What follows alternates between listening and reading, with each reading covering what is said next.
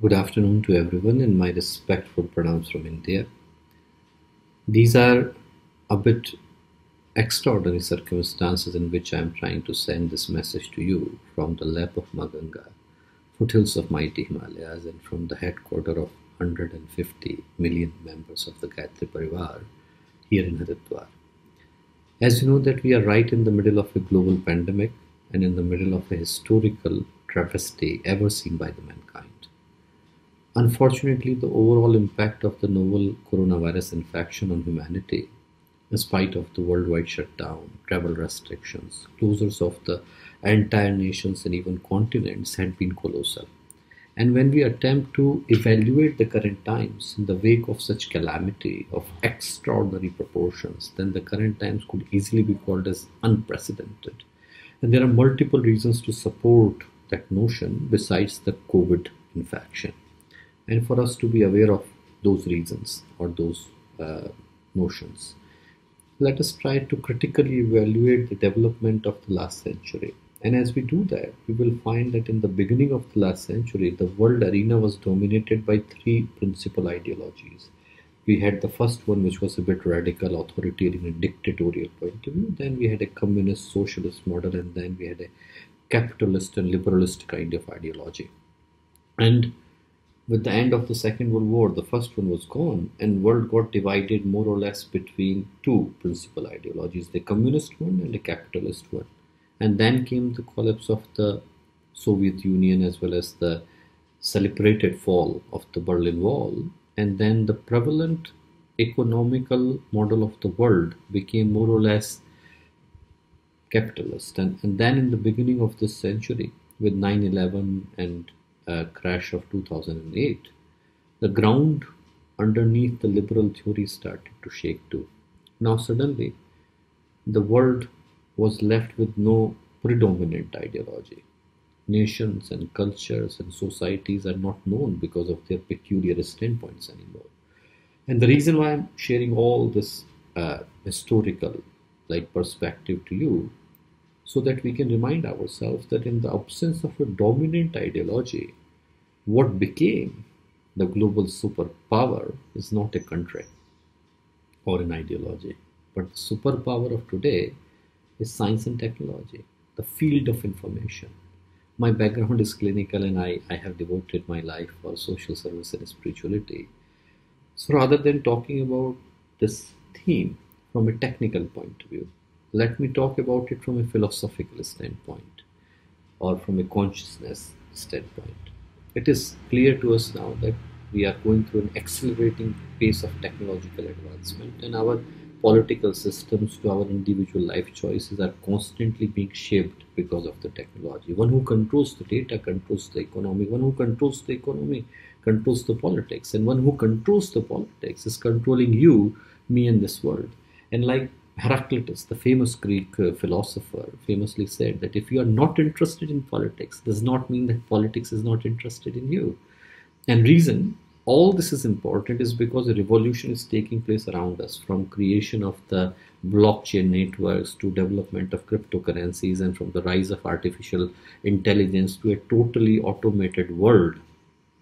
And remember this, for the first time in the history of this planet, we are not part of that revolution. First time in this fast paced world of technology, human beings are slowly becoming irrelevant. We are not sure anymore that our existence is going to make any difference in the pace of this planet, speed of this planet. Earlier, when people were following an ideology, they believed rightly or wrongly. They at least felt that their involvement is going to shape the future of the world. From communist to capitalist, each believed in the power of their presence. And now our presence is not required anymore to bring a blockchain revolution or artificial, consciousness. So what we face now is unique and unprecedented. The scientific development is necessary, and I'm not contradicting that. It is it was always necessary, and it would be very necessary for the advancement of the world. However, how we deal with the advancement is what we need to think about. How we deal with this rise in the information field, because with this shift, like in the technological advancement, what we are seeing also is a scene of chaos, confusion, uncertainty, dissatisfaction, disillusionment, and fear inside the consciousness. A fast pace brought the people shine and sparkle in their lives.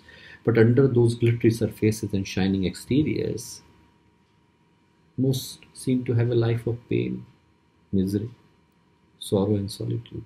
We may have many friends on the Facebook, but in reality, most people have hollow, broken, empty hearts behind those fake smiles.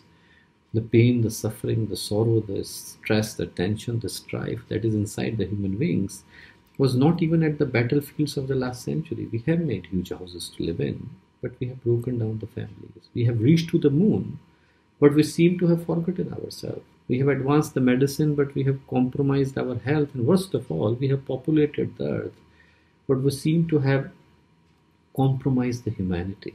Compassion is gone, greed and decline seem to rule the planet. And this world demands a change. If everything continues the way it is, then we would be leaving a damaged world and a fractured society for the next generation. Families would be broken, individuality would be gone, and humanity would be dead. It's already disappearing.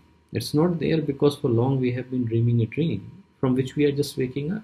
A dream that if we just improve the socio-economic status of the people, then everything would be okay. You give people money, power, position, and people would be miraculously happy. The truth is different. Truth is that as the struggle for survival gets subsided, then the real question of the life starts to emerge. That survival for what? People now have the means to live, but no meaning to live for. And the problem is that everyone knows what I'm talking about, and everyone is desperate to find the solution too. But unfortunately, when we seek the solution, we focus on external measures only. The measures like changing the law and all this.